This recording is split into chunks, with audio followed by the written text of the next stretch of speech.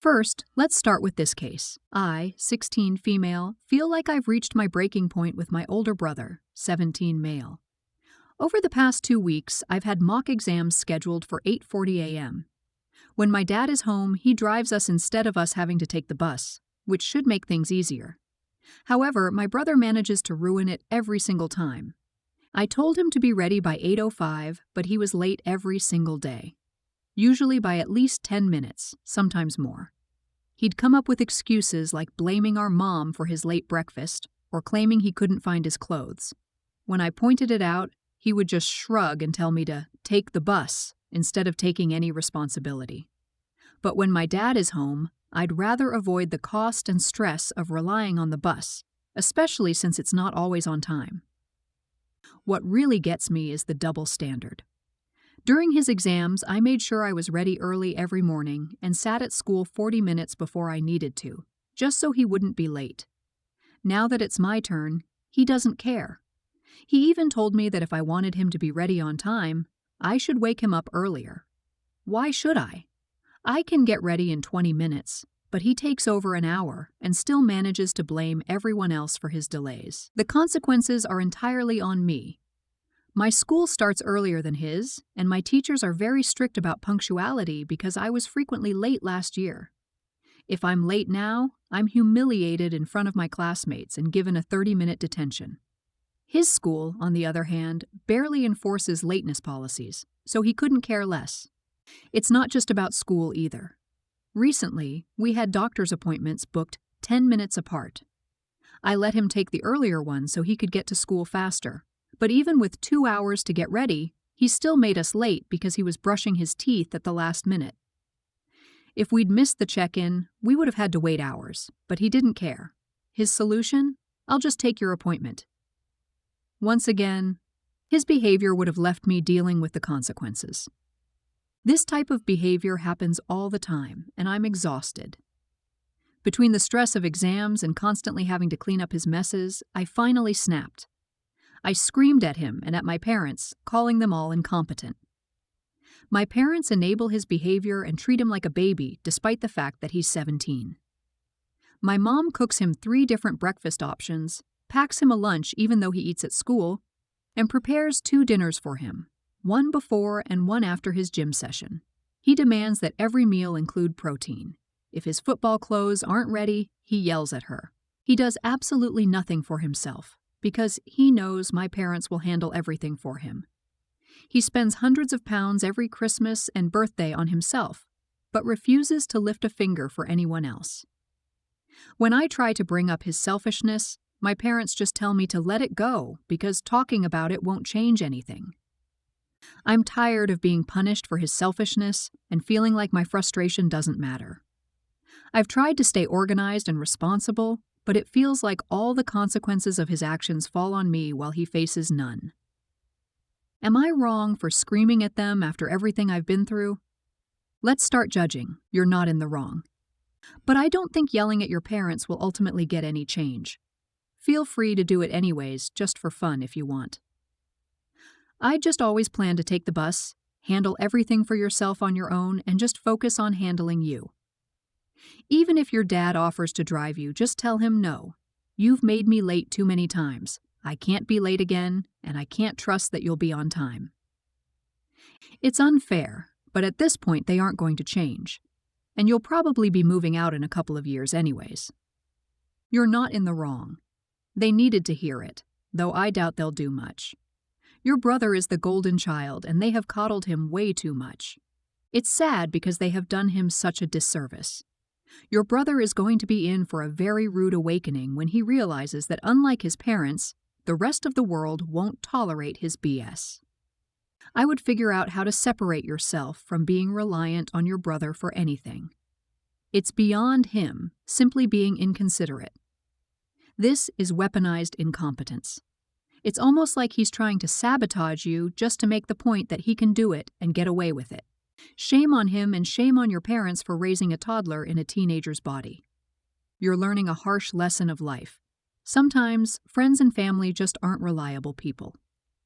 The second lesson is that you can love someone, but not like them. You're also about to experience something almost every woman and a lot of men have dealt with: checking out of the relationship. You're at home still. You still talk to your family in a civil manner. You may even have fun now and then. But overall, you put up a wall to protect yourself. You need to become independent because you're learning that the only person you can currently rely on is you. Even if your dad offers to drive you, take the bus. Don't just stop giving way to your brother, but stop doing anything with him. Taking your example of the doctor's appointment, don't go with your family. If you need to see a doctor, arrange the appointment yourself for a day and time that you can get there by yourself. You're not in the wrong. Yelling at your parents has likely done nothing, and their behavior won't change.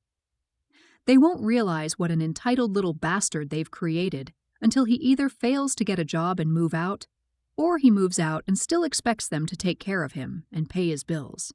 Meanwhile, you'll be living your best life and won't need them. They will only be in your life if you want them. Next up, I'm a 24-year-old woman, and my 25th birthday is next week. I share my birthday with my grandfather, and it's always been a meaningful occasion for me. My parents divorced when I was young, and I've been an only child my whole life. I don't ask for much and tend to put others first, as I'm a chronic people pleaser. My dad, who is in his 50s, is married to a woman 20 years younger than him, and they're expecting their first child together. She's from a country that's more than 10 hours away by flight. Originally, I had planned a birthday lunch for next weekend around my dad's schedule. However, on Thursday, he called me excitedly to tell me I'm flying to my wife's home country on Tuesday, so the family lunch is canceled. It turns out her family is going to a theme park, and he decided to join them. I was upset, but tried to be understanding. When he asked if I had other plans for the weekend, I told him I did, as I'd already organized multiple things with different people.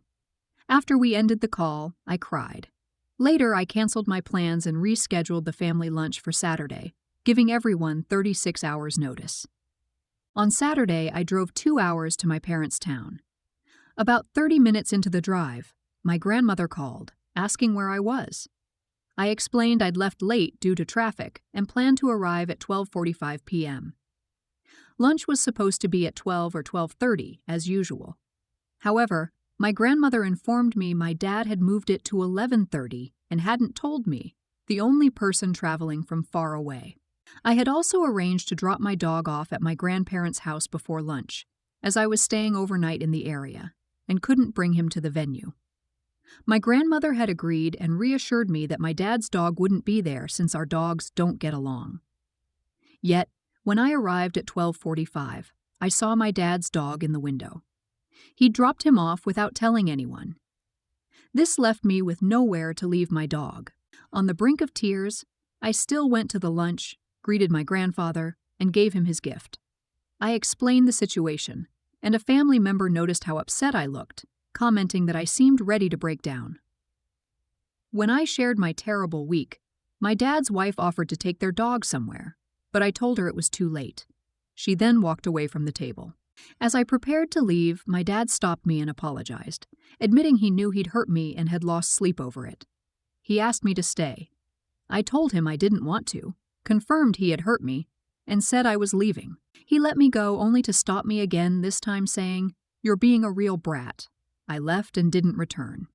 Later, I visited my grandparents to spend time with them, and we had a heartfelt conversation. They are on my side. My family is upset with my dad and his wife, particularly over her behavior.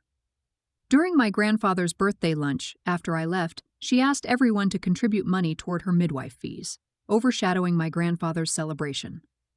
This apparently isn't the first time she's made inappropriate requests. This afternoon, my dad went to my grandparents' house and demanded to know what I had to say for myself. He also told my grandmother they didn't want clothes or gifts for the baby, only money. When she pointed out that people had already bought things, he called her a miserable old fool. His actual language was much harsher. At this point, I don't think I'm the one in the wrong here. Am I wrong for how I handled this? Let's start judging. You're not in the wrong. Your dad really, really sucks, though. He knew he hurt you, and when you didn't just tell him it was okay that he mistreated you, he called you names. He's 50 and acting like he's 5. I'm so sorry your dad is treating you this way. Remember that you don't have to interact with him if you're not ready, comfortable. Kids, including adult kids, don't owe their parents anything and deserve to be treated with respect at the very least. You're not being treated with respect, so you have no obligation to show him any either. You're not in the wrong. Rescheduling a birthday meal so they can go to an amusement park doesn't exactly scream, "My daughter's 25th birthday is important to me." And then to say you're being a real brat is just the icing on the cake. He didn't care. His wife also didn't care. No one bothered to update you that lunch was moved up. No one said your dad brought the dog. It seems like you're an afterthought, and to feel that way at your shared birthday meal is awful. Dad did everything he could to set you up to fail. Everything in your story is his fault, no one else's. You are not a brat, you are not the idiot. You dad is the idiot. Your dad decided he wanted to hurt you and manipulate you, and he did. When you didn't accept his public apology, he immediately went into the victim mode. The only victim here is you. Dad wanted to hurt you, he did, and now he's the one with the hurt feelings. Classic abusive manipulator. Edit. I had another thought. If this is new behavior from your dad, he may be trying to move you out of Grandpa's will. This was all targeted around Grandpa's birthday and doing everything he could to make you miss it. People who are willing to hurt their child like this are also capable of being selfish, greedy idiots. Next up, I was heading into my building and waiting for the elevator when I noticed a woman with her young son, no older than 5, coming down the hallway. She was juggling some bags and managing the child, so I, trying to be polite, asked what floor they were going to and pressed the button for them. That's when things went south. The boy immediately dropped to his knees and started screaming and crying because he had wanted to push the button. I was taken aback and thought to myself, why did his mom tell me the floor if she knew he'd react like this? It seemed obvious I was asking so I could press the button, not just out of curiosity. Now, I was stuck in a small elevator watching this meltdown unfold. The mother tried to calm him down, saying things like, "Don't cry, sweetie. The lady was just trying to be nice." I don't have kids, and I generally don't judge how parents handle tantrums, especially over something as minor as pressing a button. But I also don't feel the need to participate in these situations, especially when I inadvertently end up involved. Then, the mother turned to me and said, "Look, she's sorry she pushed the button. Aren't you sorry?" It was clear she wanted me to apologize to the child, but I responded, "No, I'm not. Keep me out of this." At that point, her focus shifted from her crying son to me. She got upset and said, "What's wrong with you? Can't you see he's a child?" This led to a back-and-forth argument until we reached my floor, and I got off the elevator. When I told my flatmate about the incident, they said I might have come across as reprimanding the mother, and that refusing to play along with her request made me seem rude. Now I'm wondering if I overstepped or if I handled it the right way. Am I wrong for refusing to apologize to the child? Let's start judging. The mother is actually teaching her child terrible emotional regulation by treating his tantrum as a legitimate response. By expecting a stranger to apologize for a minor disruption, she's reinforcing victimhood and entitlement. Children need to learn that the world won't always bend to their immediate emotional outbursts. And this was a perfect teachable moment about resilience and handling disappointment, which she completely missed. You're not in the wrong. Parents need to learn that the world doesn't revolve around their kids' every single emotional whim. The mom should have managed her child's expectations, not expected a random stranger to fix her parenting problem. LOL at the mom thinking the solution to her kid's meltdown is getting a stranger to play along. That's some next-level parenting fail right there. You did nothing wrong. You're not in the wrong. As a parent, I would never entertain my child behaving in any way like this. By the age of 5, children are able to understand how to be polite when things don't go their way. Also, if it was so routine that her kid has to press the button, the mom should have said that when you asked what floor. Clearly, this isn't a habit for the kid. And to then ask you to stupidly apologize for pushing the button does nothing to teach the child how interacting with neighbors works. Totally, you're not in the wrong. You were just dealing with a mom who clearly just wanted to get home and put away her shopping when her kid decided to act out. So she took it out on you. Next up, I, 23 female, have been friends with Jeanette, 22 female, for 4 years, and she's currently engaged to Jake, 23 male. Jeanette is kind, funny, and has always been a supportive friend, but I've never liked Jake. From the start, I felt he wasn't a good match for her. He has a habit of making rude jokes, flirting too openly, and has an inflated ego, which always rubbed me the wrong way. While I've tried to gently share my concerns with Jeanette, I never had concrete proof that Jake was a bad partner, just a strong intuition. Since Jeanette seemed happy with him, I kept most of my thoughts to myself and hoped she'd eventually realize he wasn't right for her. When they announced their engagement, I congratulated her, but couldn't shake the feeling that it was a mistake. Last weekend, they hosted their engagement party at their apartment. I'll admit, I went into it feeling a bit petty. I invited my friend Clara, who Jake had once hit on before he and Jeanette became serious. I didn't have a specific plan to expose him, but I wasn't entirely innocent either. I suspected he might misbehave. Neither Clara nor Jeanette knew my intentions. As expected, Jake gravitated toward Clara almost immediately. Clara later told me he had been flirting heavily and even suggested they sneak off together. When she asked me how to handle it, I told her it was her decision. Clara decided to approach Jeanette directly and tell her what had happened. However, Clara confronted Jeanette in the middle of the party. Jeanette stayed calm but asked Clara to lead Jake to their bedroom, where Jeanette waited.